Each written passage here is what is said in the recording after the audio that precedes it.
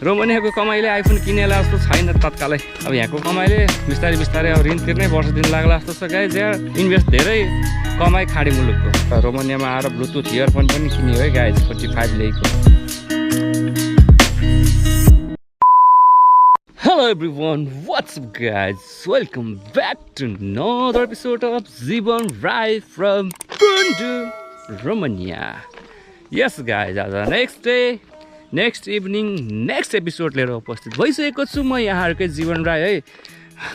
Daily vlog upload गर्ने क्रममा थिए बट कामको प्लान हैन यो सब कामले गर्दा एकदम थकित भएको अवस्थामा डेली भ्लग हाल्न चाहिँ अलिकति कस्तो गाह्रो फिलिङ्स भएको अवस्था। सकेसम्म ट्राई त गरिरहेको छु है। लेट्स सी के हुन्छ आगामी दिनहरुमा, आई डोन्ट नो। अनि अर्को कुरो आजदेखि मेरो ड्युटी चेन्ज भएको छ गाइज। यार यहाँनिर यस्तै रहेछ कि यो एग्रिकल्चर सेक्टरमा एकनासले एउटै काम भइरहेको छैन क्या हाम्रो चाहिँ। के पुरै बुझ्न गाह्रो छ गाइज। यहाँ एक दिन एउटा काम, अर्को दिन अर्को काम, अर्को दिन अर्को काम। कमसेकम एउटा आफ्नो काम एक सुरले गर्न पायो भने त हैन ढुक्कले गरिन्छ नि। बट आउटडोरको काममा एग्रिकल्चरमा के आई डोन्ट नो गाइज। भोलिदेखि फेरि मेरो ड्युटी चेन्ज हुनेछ गाइज। हेर्नु न भोलि छुट्टीको दिन, भोलिदेखि नै मेरो अब नयाँ ड्युटी सुरु भएको छ। 24 hour non stop duty, 24 hour छुट्टी, 24 आवर ड्युटी, 24 आवर छुट्टी।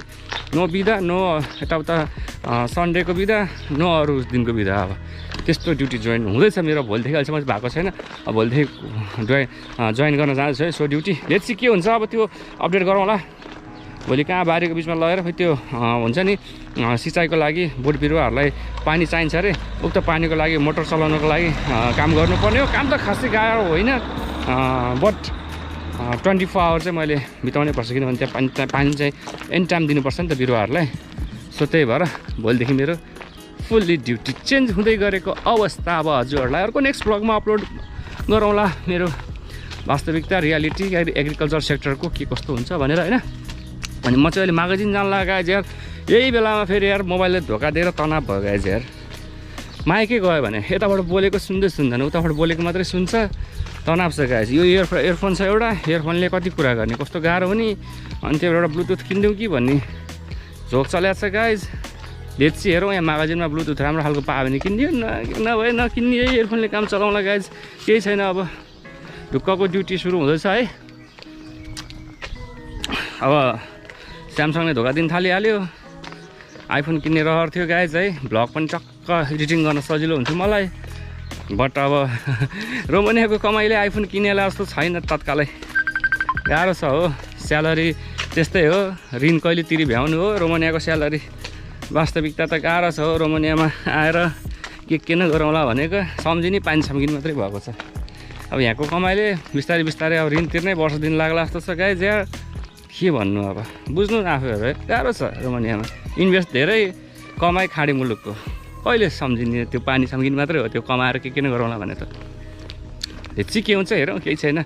अब कुनै दिन अब पछि बिस्तारै भनौँ लकले साथ दिँदै गयो, अब राम्रो ठाउँहरू अपडेट हुँदै गयो भने त के होला नि होइन, बाटो खुल्ला। बट अहिलेको हालको अवस्थाले कमाएर चाहिँ केही गरौँला भने चाहिँ नसोचै नि हुन्छ गाइज। यदि स्यालेरीले यार लिए पनि नलिए नि यही एउटै रहेछ। आफूलाई इमर्जेन्सी छ यार, मेरो माइकले काम गरेर होइन, तनाव भएर लिदियो गाइज। यो 45 ल्याइ लाग्यो। आज रोमानियामा आएर ब्लुटुथ इयरफोन पनि किनियो है गाइज 45 ल्याइको। मोबाइल गाइज हेरौँ अब के हुन्छ, यसको कति चल्दो रहेछ हेरौँ। टकिङ टाइम जम्मा 2 देखि 3 घन्टा देखाएको छ। जति चले नि भयो। यसो फोनमा कहिले काहीँ कल गर्नै त हो नि, गीत सुन्नु त इयरफोन छँदै छ नि होइन। अब जस्तो भोलिदेखि मेरो ड्युटी चेन्ज हुँदैछ अनि यसो ड्युटीमा त चाहियो। यसो गफसप गर्नलाई तनाव हुन्छ गाइज फेरि। सो त्यही भएर चाहिँ मैले किनिदिएँ गाइज आज। ठिकै छ, इयरफोन पनि भेटियो। ट्याक्कै यही एउटा रहेछ गाइज। लिए पनि नलिए पनि लिइहाल्नु पऱ्यो। भिलेज एरिया हो भने जस्तो अरू पाउँदैन। अब ठिकै पनि हो। 45 ल्यायो भनेको खासै धेरै एक्सपेन्सिभ पनि होइन। अनि म चाहिँ अहिले यो हाम्रो यहाँको बच्चाहरूको पार्क रहेछ है गाइज। यहाँनिर भुराहरू खेल्नको लागि दामी। टक्कै यहाँ बसेर एकछिन रेस्ट गर्दैछु। अब भोलि छुट्टी हुनुपर्ने हो गाइज हाम्रो वास्तवमा है। तर भोलि अब मेरो डे नाइट ड्युटी नै चेन्ज भएको छ नि त। खासै काम हुन्न है फेरि। डे नाइट भन्नाले डे नाइट पुरै खट्ने होइन। भोलि चाहिँ खास त्यहाँनिर त्यो पानी सिँचाइको पानीको लागि त्यो मोटरहरू अन अफ गर्ने काम मात्रै रहेछ। दिन रात त्यही काम। के हुन्छ भोलि हेरौँला नि ठक्कला। भोलि अर्को नेक्स्ट भ्लगमा हजुरलाई अपडेट गरौँला है। यस्तै हो अब सुख दुःख भन्ने कुरो है। काम कुरोहरू भइरहेको छ। स्यालेरीको चाहिँ प्रगति उन्नति केही होला जस्तो छाँटकाट देखिएको छैन अहिलेसम्म। अब आगामी दिनमा केही भइहाल्यो भने म हजुरहरूलाई अपडेट गरौँला। अब त्यही स्यालेरी हजुरले कतिचोटि भन्नु है, मैले योभन्दा अगाडिको भ्लगहरूमा पनि मैले भनिरहेको छु है।